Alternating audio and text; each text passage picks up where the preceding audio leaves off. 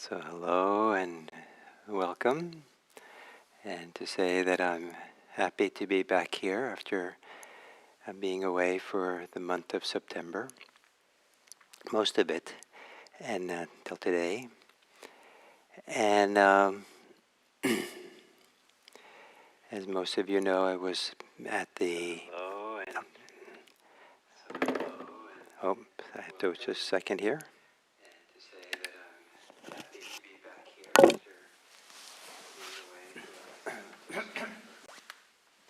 Most of it, and till today. And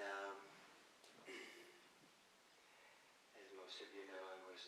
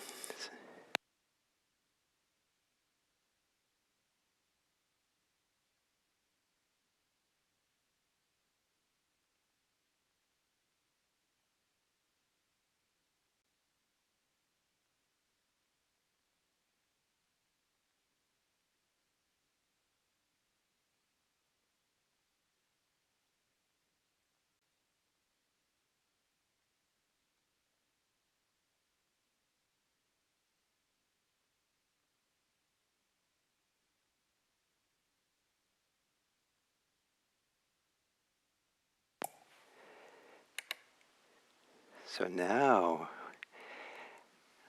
when you couldn't hear me speak, I said that I hope now I've set it all up and pushed all the buttons. But now I believe all the buttons are pushed, that all the setup is done. Being away for a month, I was kind of rusty with all these different, the technology of being a stagehand here in the morning when I come down to set up everything for this. So I'm happy to be back with all of you and happy to be sitting here. Little bit maybe as a follow-up for me of teaching a month-long retreat, that there's something very kind of invaluable about becoming familiar with meditation, that sitting down to meditate is a homecoming. Sitting down to meditate is returning to a certain familiarity of posture, of body, of sentiment, so that just sitting down is enough to begin feeling some kind of feeling of wholeness, some kind of feeling like this is the temple, this is the home, this is the place where I belong, where I'm settled, where I'm most myself, here in this posture. And then to build on that. So to assume a posture that is your meditation posture, if you've been doing this for some time. If you're new to this, a posture that helps you to be comfortable, but also have a balance between comfortable posture and an alert posture. A posture that awakens an alertness of the body. Rather than taking the body offline when we're meditating, the idea is to have a posture that a little bit brings a kind of aliveness, a vitality of attention through the body. And often that means a posture that's intentional. So not just a posture that allows you to settle back the most possible, like on a couch or something, but it gives a little attention to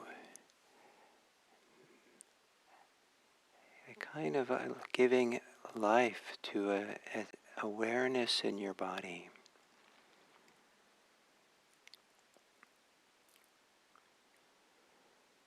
And gently closing the eyes. And if you are familiar with the meditation, take a moment to feel how the posture is familiar to you. Like you're returning to an old friend and you're getting reacquainted to the feelings, sensations of this posture, this body, in this position. If you're new, see if you can soften and relax your attention, your inner gaze, to have a global feeling of your body, to feel the whole of it.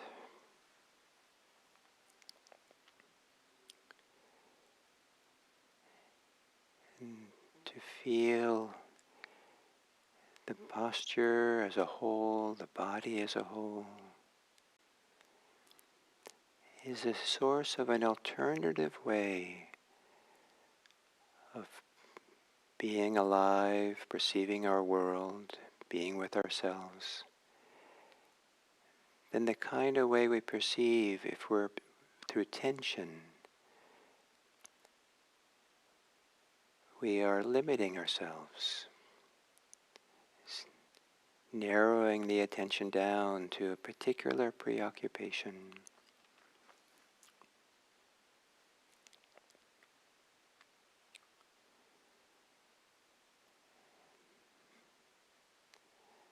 And then within this body, as part of the body, gently, comfortably, take a few longer inhales, maybe so you can feel your rib cage, your belly, your shoulders expand as you breathe in.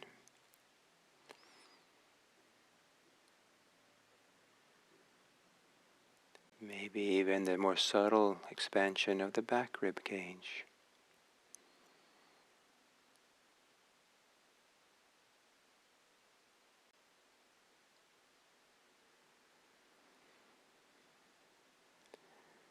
Feeling the whole torso expand as you breathe in.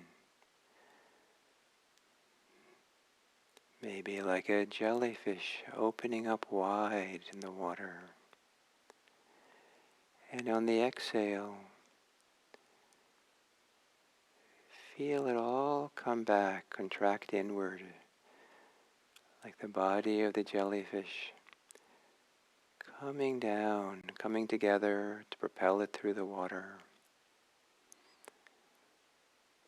For you, the exhale, a movement into the present, to be really here.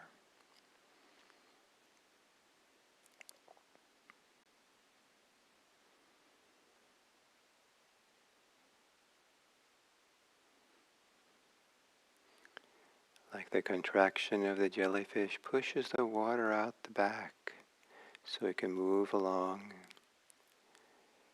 So as you exhale, let go of your thoughts and preoccupations, so you can move along here in the flow of the present moment, being in your body.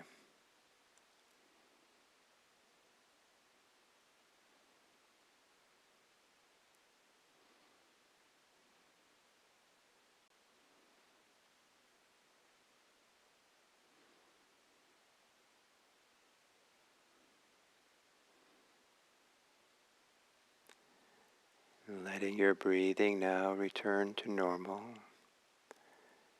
but continue for a little bit longer with the wide, broad feelings of expansion as you breathe in, and coming together, contraction as you breathe out.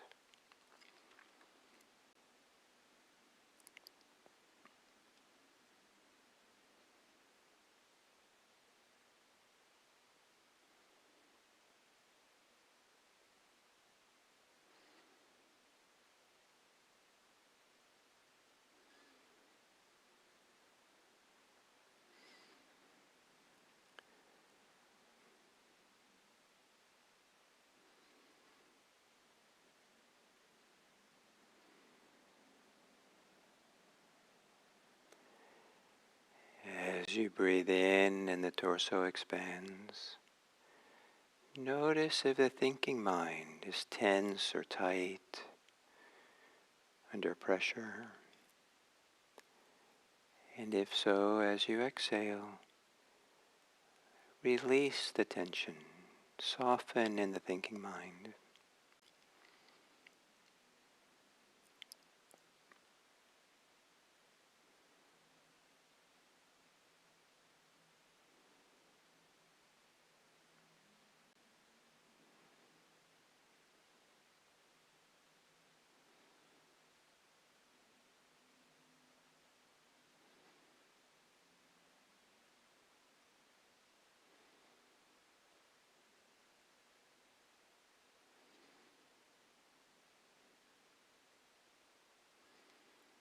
Continuing being centered on your breathing,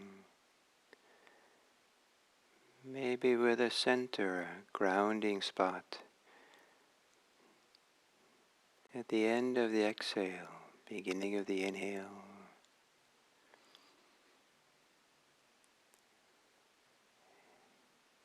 And with an awareness of breathing that grows and expands outwards through the whole body as you breathe in, and the whole body gathers, softens as you breathe out.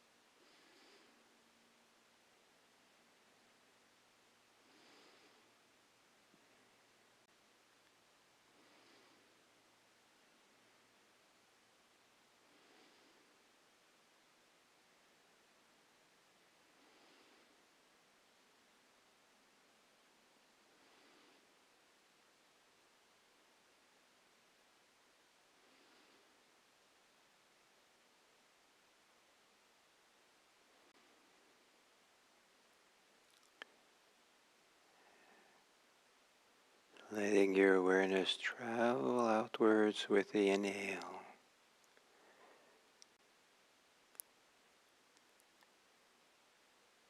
Shifting your attention to breathing in the body instead of thinking.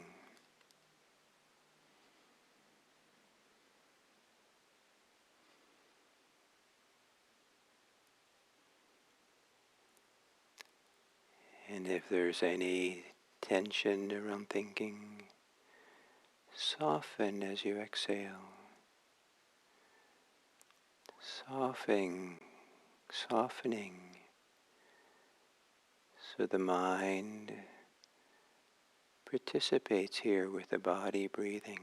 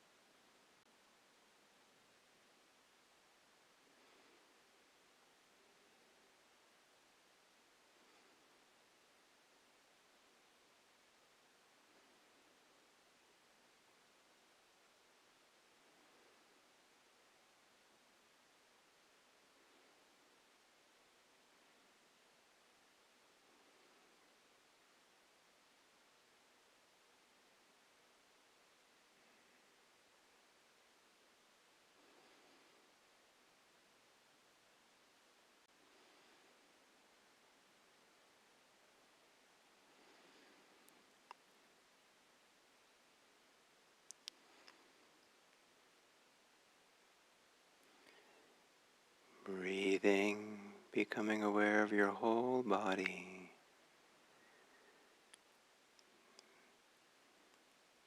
Breathing in, aware.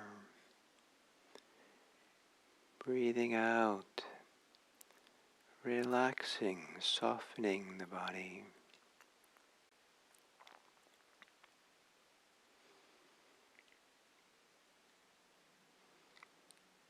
The more the body relaxes,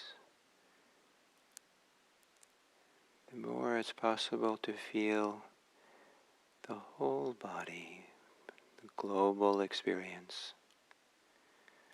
The more we feel the global experience of the body, the more room there is to relax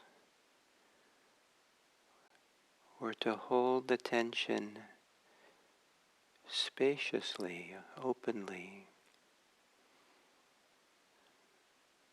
with equanimity.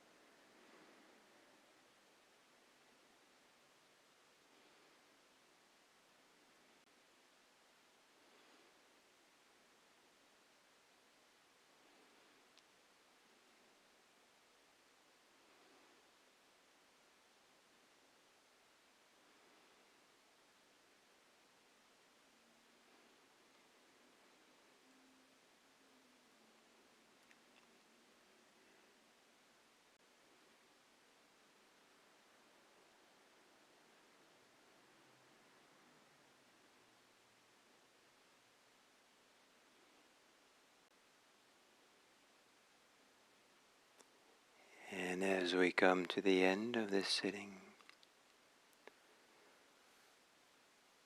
to once again, as we started, to feel your body, your posture, and to see if there's some way that you are more calm in your body, in your being, maybe more settled, more able to have a broad awareness, felt sense of your body and mind as an integrated whole.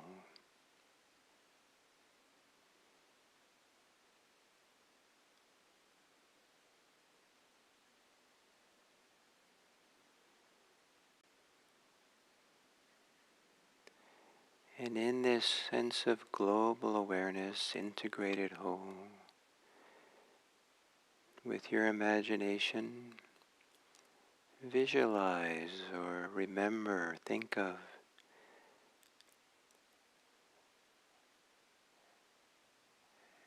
the people you will encounter today or tomorrow.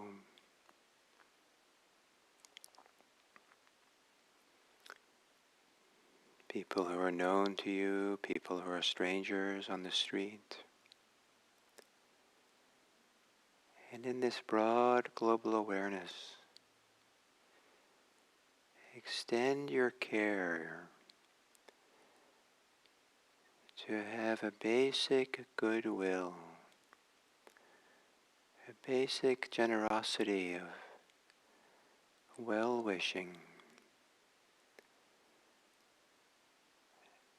basic kindness, compassion, care for all the people you'll be encountering, privately in yourself, to hold people, to relate to people with care. May they be happy. May they be safe. May they be peaceful. May they be free. And may it be that as we are at ease and present in our whole being, that becomes a vantage point from which to wish well for others.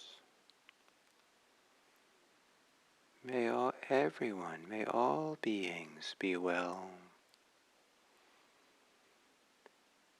May all beings be at ease in themselves.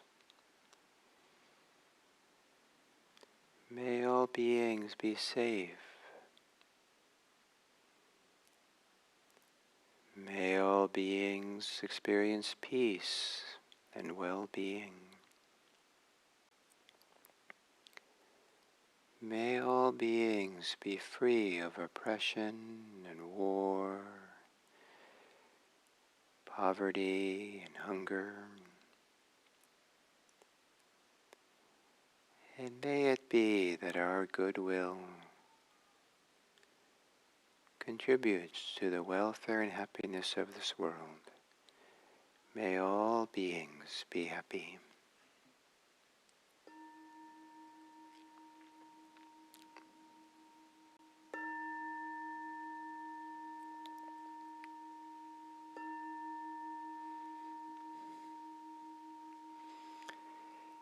Thank you.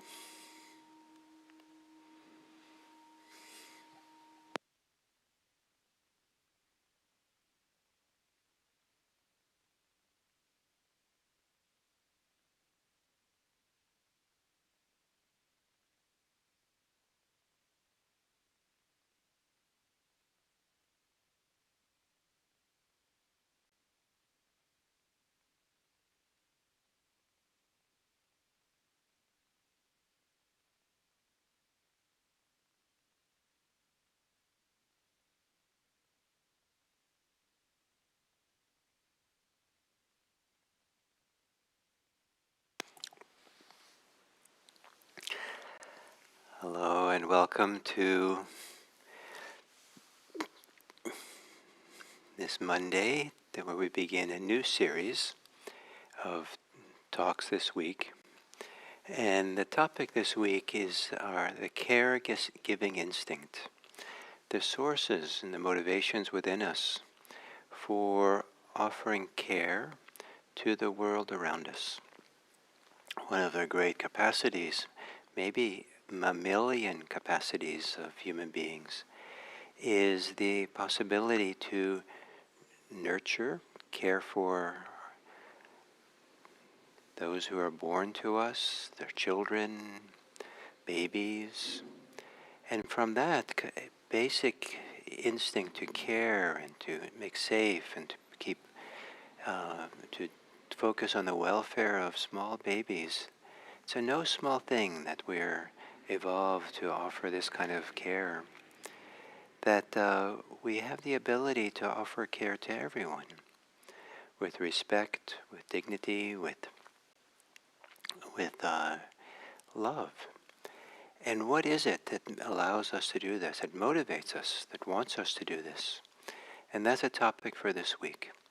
And in the course of the week, I'll talk about 5 different caregiving instincts that we have, that or sources for this amazing capacity to care for each other.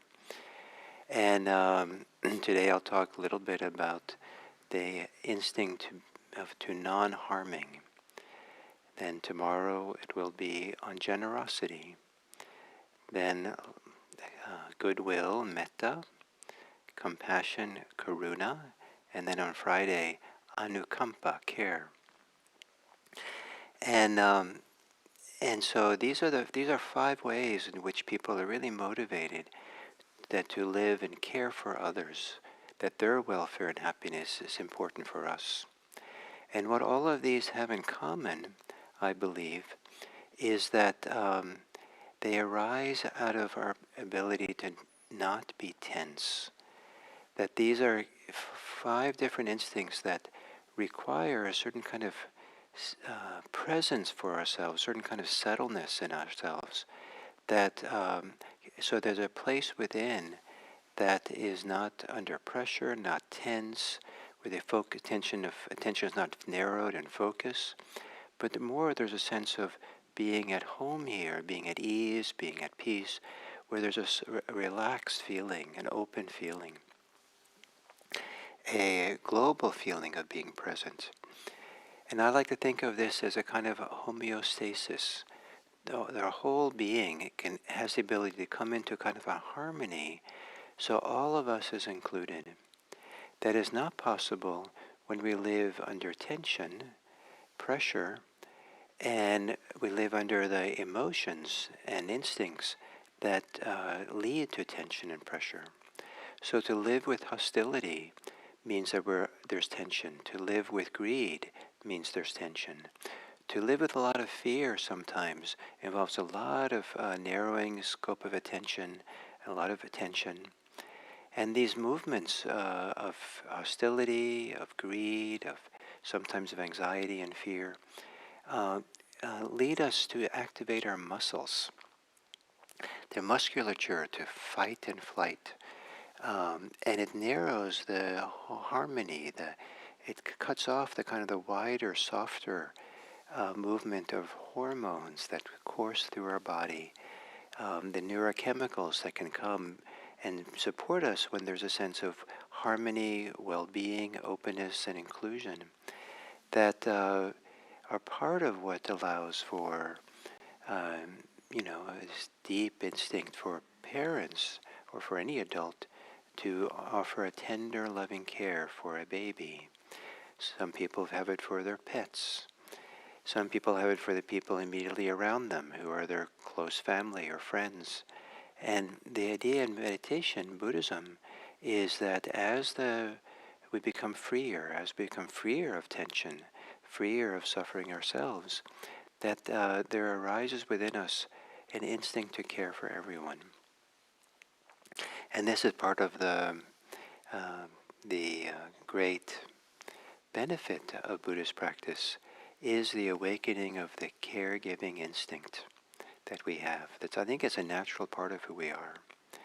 It takes many different forms. There's many different ways people are constructed, and different kind of different balance of capacities that how we work.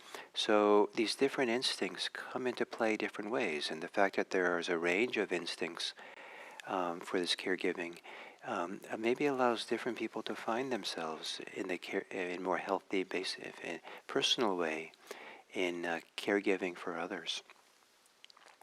Often in Buddhism, the emphasis is so much on compassion as being the basic caregiving instinct that some people that doesn't quite work, but these other ones might work really well or even better. So the idea is to have a wide palette. So in different circumstances, for different personalities, we find what's most useful um, for us, what's appropriate. So the first one is non-harming. That this is maybe the most fundamental, certainly principle, but it's a fundamental attitude arising out of the heart, arising out of deep inside of us through Buddhist practice. As we become more comfortable, more at ease, more peaceful with ourselves, within ourselves, we're not divided, we're not upset with ourselves, resentful, afraid, but all the emotions of tension, all the emotions that narrow us to around a preoccupation, begin to soften and relax, and we start feeling a sense of maybe harmony, a sense of peace, well-being, a sense of being at ease, maybe even a sense of cleanliness, being clean on the inside. That we have two things happen. One is we have a greater sensitivity, greater alertness, awareness of attunement to the emotional state of others. And in particular, we can be more attuned to how others hurt, how their pain, their emotional pain, and how in feeling theirs, it feels like it's almost like can become our own in a certain kind of maybe equanimous, available way. We don't have to be oppressed or challenged or tense because other people are challenged with feeling pain, emotional pain. But there can be a resonance where we feel, oh, this is not good. This is something I don't want to see continue. I would like this person not to hurt. But in particular, what it can be is we can say, I don't want to be the one to cause harm. This resonance with other people, a sense of who they are, of course we don't want to harm them.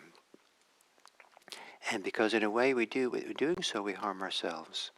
And that becomes clearer and clearer when we get more and more settled on ourselves, more and more at ease with ourselves, that you can feel that in order to intentionally harm people, we are engaged in these other instincts that narrow us, that tighten us, that tense us, that somehow harm ourselves. So hostility harms the person who's hostile. Hate harms the hater. Greed harms the one who is greed. Certain kinds of anxiety, for sure, harm the person who's anxious. And it's a little bit of a paradox sometimes that sometimes the very thing that an anxious person is afraid of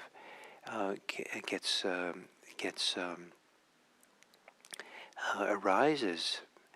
The feeling, what they're afraid of in themselves, what they're afraid of experiencing themselves, is almost caused by the high level of anxiety they have. So it's a self-fulfilling kind of prophecy, sometimes anxiety. And so to realize that harming others harms ourselves, harming others causes anxiety of being caught, of being criticized, causes anxiety of not feeling clean and good about oneself, feeling proud of oneself. And so there's strong movement in Buddhism to base one's life on non-harming. And recently I had a conversation with someone who wasn't so comfortable using the word ethical, but felt very comfortable using the concept of non-harming as fundamental to Buddhism.